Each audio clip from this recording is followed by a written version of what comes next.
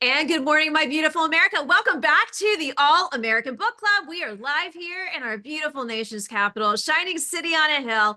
I'm Eden Gordon Hill, and we are so glad to have you guys here as we are in the month of September. Yes, it's my birthday month, and I get to choose who's going to be on the show. So we have the fun opportunity to bring over for the very first time Lynn Smith. Okay, let me just give you a quick bio. She's one of my favorites. And here's why. She has coached hundreds of C-suite executives through their biggest communication challenges. After anchoring at NBC News, MSNBC, CNN Headline News, she founded Lynn Smith Media and Communications, where she is transforming leaders in their communication. And the reason why we have her here today is this beautiful book that you see on the YouTube screen, Just Keep Going. I am so honored to have you here. And also, oh, hold on a second. We got two beautiful things, a bookmark and an amazing gift card. So Lynn, I am so glad to have you here. Welcome to this amazing show. Well, Eden, I feel extra special for birthday month guests. So thank you for having me. Thank you for promoting this book because, as you know, this is a labor of love for me. This message, Mouse's message, is so very special to me because of what I discovered in coaching these executives. No, absolutely. Well, I want to talk about this. What really, you coach executives. Why a kid's book? How I did know. from that A to Z? How did that happen? Well, it's going to make sense here in a second. So I was coaching these executives and I was needing to make them what I call magnetic communicators. So that communicator that you sort of lean in to listen to, you're just drawn to, and they influence you instantly because they're so clear and concise. And you know this from being in the television world, like we need to talk in sound bites. We drill down our message, not dumb it down. And I was giving them all of these tactical things and nothing was changing. And what I realized is that because we were treating the symptom and not the disease, we kept getting the same result. The disease was their fear. I'm afraid Mm. of saying the wrong thing and the stock price goes down. I'm afraid people aren't going to like me. You wouldn't believe how many successful people are like, what if they don't like me? People won't think I'm smart. I had someone curing cancer say, what if they don't think I'm smart? Oh So my it's word. all rooted in fear. Well, why? Because when we're kids, we're told get great grades, be the best, sit still, behave. We are breeding perfectionists. So is Right. it any wonder that they get to the boardroom and they're paralyzed by perfectionism? So I thought, why aren't we teaching pushing through our fears, getting a help of a friend, physical techniques for anxiety and having courage and bravery and all these words that are so big for our kids when we're trying to teach them as parents, but Right. putting it in one message with a little mouse that hugs himself when he's scared or just puts one foot in front of the other with this overarching theme. Just keep going. And I would say that to executives, and they're paralyzed by their fear of public speaking.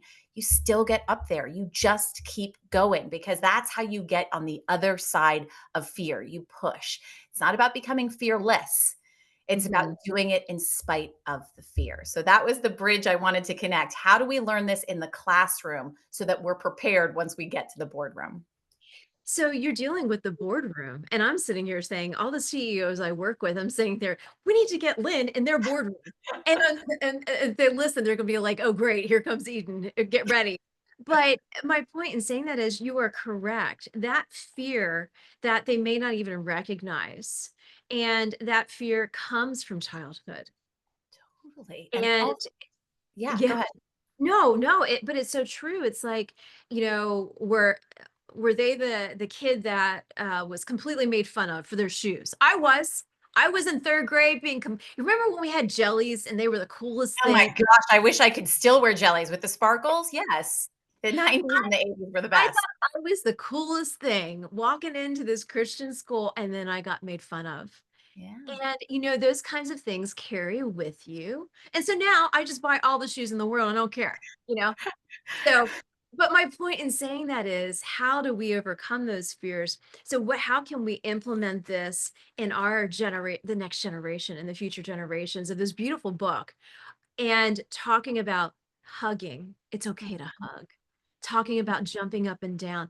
You go through some subcategories of specific, almost like psychological pieces that you want to tackle. So let's go through the top five, if you will, of those categories that we need to tackle for our kids, but then also in our day to day. And that specific point, I'm so glad that you picked up on this because I use physical techniques with my own clients to get through some of their anxieties or their nerves, right? So we have a very specific like technique of shaking things out before we go on stage. I have visualization techniques, breathing techniques. And I thought to myself, like, why are we learning this as grown-ups that we can calm our nervous system through these things? Why aren't we teaching our children how to calm those nerves? So throughout the book, Mouse encounters various animals. And I have to just give a shout out to Lauren Gallegos, the Yes. illustrator. She so beautifully captured the whimsical nature of not only Mouse, but of all of his friends. And they would encounter these friends that would remind him when he's afraid he might fail or he's frustrated that he's not having a friend share with him. Have you tried giving yourself a big hug? Have you Mhm. tried jumping up and down? And Mouse is like, oh, yeah, that does feel better, right? And we know Mhm. as adults, like that triggers our nervous system because it just opens that blood Yes, it flow. does. Yes. Visualization. So the owl towards the end is like, have you tried picturing what you want? Right. Yes. So all of Yes. these techniques that I applied to executives, I was like, surely children will understand them. And I was reading it for the first time. It's out on September 30th, but my son came to me. It was like his second day of school. And he said, Mom, can you bring Just Keep Going to my class? He's in the first grade. He's 6. I was like, Oh, sure, buddy. Why? And he said, well, George is new to the school and I think he's scared. Oh, it makes me tear up even thinking about it because it means he gets it, right? He's 6 and he understands that a friend can be there when you need it to send the message of just keep going. So I went to the school and I read to the class. And when I said, take a deep breath in, they all instinctually just went, and take a deep breath out. And you wow. just saw that children, I think, are craving this because they're asked to do things outside of what we should be asking children to do. They shouldn't be Yeah. sitting for 8 hours during the day. They should Yes. be out jumping all over the place and being wild for a lot longer than recess. Yes. And so it's how can we encourage our children to use some of these physical techniques to ease that stress and nerves that they might experience in the things in their life that they're going to encounter, right? Like we don't want our kids to fail. Exactly, right? The This has got to social go. media. Mhm. This has got to go. It's destroying the kids' minds. Exactly, and it's teaching them that you need more likes, more comments, images that are unrealistic, whereas instead as parents, how do we tell them, "Your failures are gonna be the greatest thing that ever happened to you. You know Yes. that you had an extremely successful career. There's no way you would have had that without the failures." Am I wrong? Amen, sister. Even back to the jellies. Even back to the jellies. Right? That's Yes. the key. If we can unlock that secret for our children early on, I learned it the hard way. I resisted failures. I was a perfectionist. I had all of these. I used to have a crippling fear of public speaking, which everyone thought, well, how could that be possible? You speak to the public, but it's Yeah. with the safety of a studio and a Right. camera with my crutch. You look at faces, it's totally different. So Yes. this prompted me to work with executives to be like, I know your pain. It's really Yeah. hard. I promise you can get through it. I remember, I can't remember which newscaster this was, but it came out later that this newscaster was dealing with severe PTS Mm. and had anxiety on camera on live TV. I can't remember which I network it wonder was. if it was Dan Harris, ABC. Yes. He Yes, had it an anxiety attack on TV and he now has the yes. 1% Happier podcast. Yes. So, I don't know how much you know about that, but you think about that though. When Mhm. we in the public eye, whether it's the president, whether it's the press secretary, whether it's being an anchor for a GMA, and we're pushing through day in and day out. And I look at it just on a smaller scale.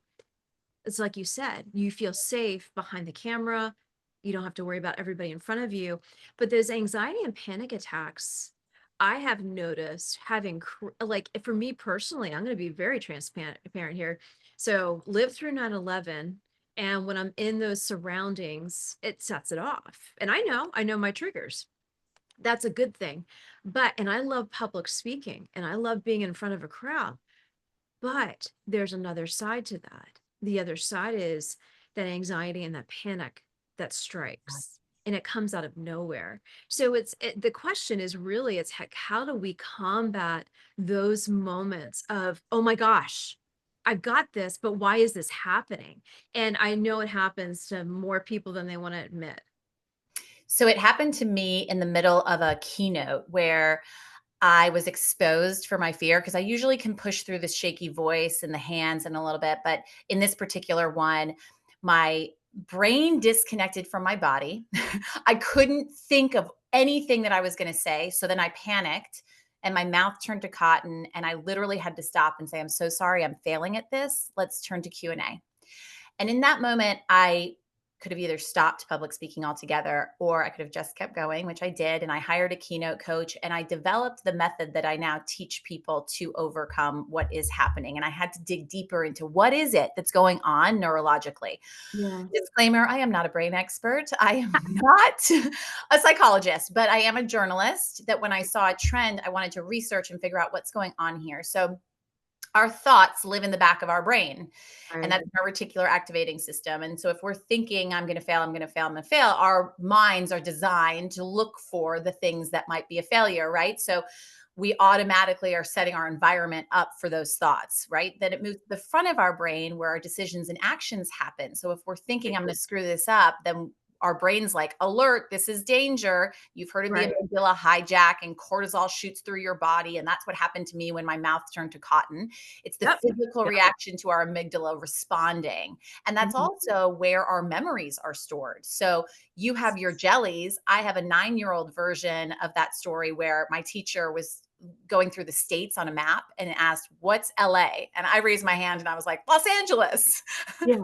And Yeah. everyone started to laugh. And so Yeah. did he. And he's like, Lynn, it's Louisiana. And that's when I learned Yeah. speaking up comes with consequences. And Exactly. my amygdala remembers that when you speak up, everyone might laugh at you. And so the way that we process those thoughts is nature. It's not reality. The best part about that is that we can do something about it by changing our thoughts. And we hear tons about how thoughts are so important and all of that, but never really go into the neuroscience behind it and Yeah. like what's happening in your brain. So if you're feeding the front of your brain, like, I know this works, I've seen it work time and time again, that Mhm. amygdala is like, you're good. Get out there. Go out there and go do your thing. And your outcome changes. And that is what it took for me to go from total panic in a keynote to being able to become a keynote speaker. And now I can do it. And is there a moment where I go out and I think, is it going to happen again? Yes. And I reframe the thought to, now I have the techniques to deal with this. And it Yeah. hasn't happened yet. Right. Yeah. No, that's a really good point because, again, we live in this world and we see this happen 24/7. Right. And it is really wanting to overcome those fears. But let's do this really quickly. I want to go back to the book. Like I said, I did read through the book and we see the physical features, the emotional features. And one other thing I liked what you said about your son. And then also seeing that a friend comes along, that you always have a friend that comes along in this book. The next level, though, for me is this literacy issue we have in this nation. Mhm. And how do we impact this new generation? Because we have this COVID generation, as you know, and they are going through high anxiety. And this is like the exact book to combat that because Mhm. they have such high anxiety, but then also combating taking away the digital and increasing the reading. I always say on this show to even the adult audiences, put down the phone and pick up a book. You will be a better Amen. person for it. And it's the best gift you can give to your children. Yep. The best gift. And my son is of the COVID. He was 1 when COVID hit. So he struggles. He's behind his reading. He gets very embarrassed about it. And this is another point to the confidence piece. We lose confidence very early on. We're born confident. Yes. Right? We Yes. learn to not become confident because Right. somebody has put us down. We're like, oh, we're not as far along as we're supposed to be, or we don't fit into that box. We don't know how to behave because we might have ADHD. We don't know how to sit still because we have impulse control issues or sensory. There's so many different ways that children don't fit into the box that we're trying to put them in. Right. Therefore, they lose confidence, like I'm not good enough. And that carries through to their adulthood. Why are we in a confidence epidemic? Yeah. And I really do believe it's because of what we experience when we're young. And I know this because I lived it and lived through the lack of confidence and had to find a way to gain what that was in order to do what I do, which was go out and be in front of the public all of the time. And Yeah. so if we can encourage them in a way, and my son's first grade teacher, my oldest, said when they're struggling with reading, have them read their book to their dog because Oh, they're how so. fun. Oh, let me tell you, Eden, this changed my son's life because he began reading to our dog Captain, who's here underneath my desk right now. He's a big old golden retriever like Nana from Peter Pan.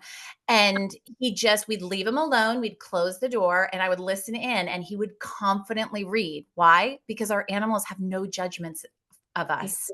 Exactly. They always think we're the best. And so Oh, I just want to put that out there to your listeners and your viewers of just, if you can encourage your children to push through some of those anxieties that they're experiencing and teach them the ways, and that's why we created an educator and parent guide for yeah. this book, Yeah. is we wanted to give prompts for conversations that can happen after reading the book, Yeah. and then have a courage toolkit that children can point to and say, I need my hammer, which is my jumping up and down right now, to Yeah. identify what do I need right now in my toolkit to be able to deal with what I'm experiencing. And then at the end, we have a worry journal, which was Mm, actually born from a parenting expert that pushed me to start a worry journal with my sons. And now, because I say, here's a place for you to safely tell us your worries, they'll prompt me and say, I need my worry journal. Can we write something down? And it's really powerful. It's a great way to have conversations with them, and they feel safe in that. It's not, what are you worried about? What's wrong? Nothing, right? That's the response we get from our kids. I'm fine. yeah. Yes. Yeah, you're right. You're right. But then, you know what? We get it from adults too. And That's that has carried with them. And that needs to, one thing I do with my team is we get on our weekly calls, we do prayer, which is I find so important to the powerful. cause. But I also say, what are we thankful for? Yeah. To like switch the gears a little bit because all of us, you and all of us work in such a very dark space of media as it's ever changing. It's a rapid response. 10 years down the road is going to be what in 10 minutes today. And so it's how can we, like you said, talking through the worrying piece and showing gratefulness for even the simplest things that we just take for granted. And that's the whole idea of that thought. If I Yep. was thinking, "Oh, today's gonna be so intense, and I have this meeting, and I have this meeting," then the front of our brain is like, "Okay, ah," and then Yep. we are scattered. But if we start our day with prayer and gratitude, our Yep. front of our brain is like, "Centered, you got this." And Yep. we have an outcome of our day that's totally different than our Absolutely. stressed and scattered mind. And it's Yeah. that daily reminder that we have food, we have Yep. water, if we're blessed to have that. Yes, exactly. Exactly. That's exactly it. Yeah. Because we are Where do living we in have a our day. love? Yep. Yes. Yep.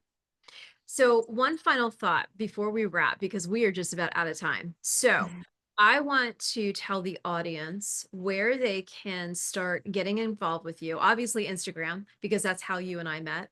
I love Instagram Yeah. for those reasons. But what are other ways that they can get involved? We need to get this book immediately, either pre-order it now or go pick it up as soon as it's really available. But pre-orders help the sales. We know that. My audience has learned that. Thank But you. what are the 10,000 ways that we can support the book, support the education, support the encouragement of this future generation? Thank you, Eden. This has been an incredible, incredible interview. Thank you for taking the time. And also for those that want to learn more about the book, the Parent Educator Guide is free on our website, and that's justkeepgoingbook.com. Pre-orders wherever you love to buy your books, whether that's Book Indigo or Amazon. We appreciate those pre-orders because, as you know, that's so key to getting this message to the masses. And then I'm lynnsmith.com for all of the things that we do on our communication side. But you're right, Instagram is one of those challenging thing for teens if they know how to use it properly as adults and connect and use it as a way to find people and build your community and support each other, then that is the place. I'm at Lynn Smith TV, and I'm so glad, Eden, that we've connected. And what you do is really powerful. You bring messages to all of these people in this world, and that's what we need. We need those stories that lift and enlighten and move things forward, especially now. We need it Mm, more than ever. more than ever. And one other final thought. I'm going to shout out to Liz Pran. Thank you for Yes. basically bringing us together. I love that we discovered that we have Liz Pran in common. That is Yeah. the best because she's one of my dear, dear friends. So we'll tag her in this video so that she can see Yes, it. absolutely. Liz, yeah. Like I Liz get that all the time. Liz and Lynn and you guys working together. I bet you get that all the time. But Cheers. Lynn, I am so grateful for you. I can't, you know Yeah. what? We need to come back. We're going to do more of this, educating our kids, educating our parents. And on one final thought before we wrap, our military kids need this book. Oh, So, amen to that. yeah. My brother-in-law, who's a Marine, and all of those that serve our country first, thank you for your service and what you have to endure in addition of your children missing you, your children being away from you because you are out there protecting our country. Just God bless you. And thank you Mm. for everything that you do. And on that note, for all of those who are tuning in, stay tuned for our next segment. We'll be right back.